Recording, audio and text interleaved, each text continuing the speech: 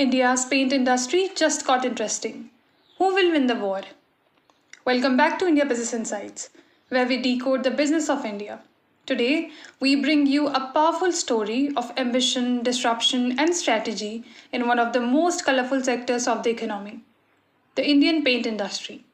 This is an abridged version of our periodic industry update on the paint industry. A rupees 70,000 crore industry that's growing at over 12% annually, an industry dominated by giants like Asian Paints and Berger, now facing a full blown assault from new age disruptors like Grasim, Indigo, JK Paints, and JSW.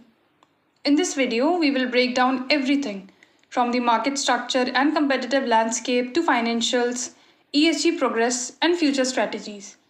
Let's dive in. The structure of India's paint industry.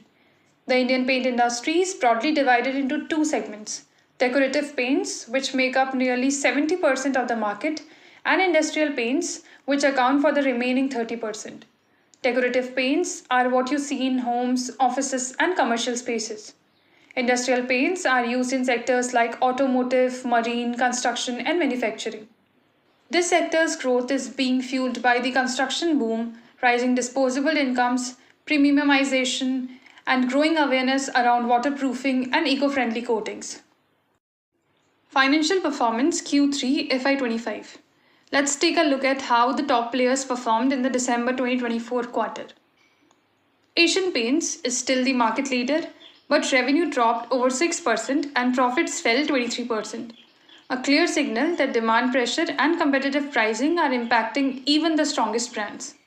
On the flip side, Berger Paints delivered volume-led growth and maintained margin discipline. Indigo Paints is innovating but facing headwinds due to rising costs and softer urban demand. The new entrants, all put together, still have a single-digit market share. However, it is still early days. Competitive positioning and differentiation. Let's quickly recap how each brand is positioning itself in this war. Asian Paints. Premium innovation, 160,000 plus outlets, strong home decor and service verticals. Berger Paints, strong in waterproofing, protective coatings, expanding its tinting machine base and exclusive retail stores. Kansai Nerolac, industrial paint leadership, premium range under Paint Plus and Wow Whites, and solid project business. Akzo Nobel, global strength in marine, powder and protective coatings, niche focus but excellent ESG performance. Indigo Paints focused on differentiated decorative products and expansion into Tier 2 and Tier 3 towns. But all of this is now being challenged by Grasim. Grasim's entry, the rupees 10,000 crore earthquake. Grasim from the Aditya Birla Group is investing rupees 10,000 crore into paints, more than any player has ever committed upfront. Under the Birla Opus brand, they are building 6 plants with a combined capacity of 1.3 million kiloliters. That's nearly 40% of the current total industry capacity. They plan to enter all categories, decorative, waterproofing, and industrial, from day one. And they are doing it with aggressive pricing, faster credit cycles, and a modern brand image. Make no mistake, this is the biggest disruption Asian Paints has ever faced. And Grasim is not the only new player. While JK Cement has a much more modest investment plan at around Indian rupees 500 crores, it is a strong, credible player with strong distribution network in its cement business. JSW again is a very big and serious player and is known for making large bets. Capacity expansion, who's building what? Let's look at where everyone is investing. Asian Paints 1.85 million KL capacity, new white cement plant in Fujairah, plus VAE for backward integration. Berger Paints 1.5 million KL with high growth in waterproofing and tinting machine rollouts. Indigo plants 262,000 KL expected by FY26 from new plants in Jodhpur. Grasim Birla Opus 1.3 million KL across 6 mega sites. Everyone is gearing up for scale and the pressure is real. Challenges the industry faces. What are the key issues hurting performance right now? Rising crude linked raw material costs, down trading by urban consumers, festive season underperformance, logistics disruptions, Kansai Nerolex's uncertain ownership future. These macro and micro level risks are hurting margins and confidence. So while the crude oil prices are generally volatile, right now they seem to be benign with the possibility of a recession-led demand slowdown. Kansai Nerolex's uncertain ownership also poses a challenge.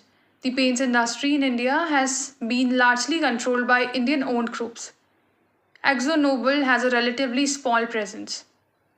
Could we see some leading foreign players buying out Kansai Nerolac and making a large investment? This could heat up the competitive intensity in the Indian markets even more. Also, this is an industry which still imports a lot of pigments and titanium dioxide.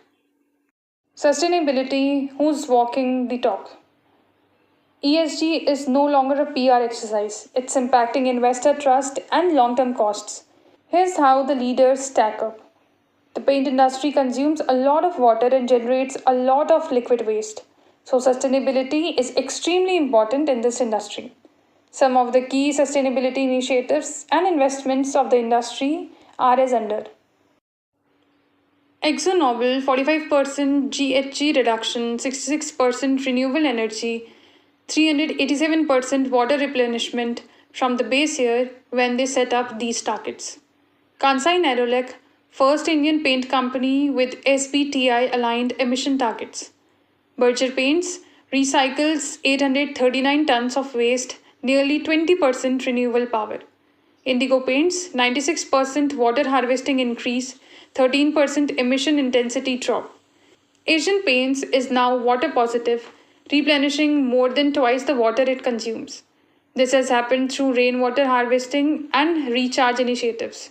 Sustainability is fast becoming a competitive differentiator. Strategic moves, what's next? Let's wrap with a forward look. What are the big bets? Asian Paints, home services, decor, digital platforms, rural demand recovery. Berger, construction chemicals, distribution depth, new retail formats. Kansai, premium push and industrial resilience while navigating ownership ambiguity. Akzo, staying niche in B2B, focused on coatings technology.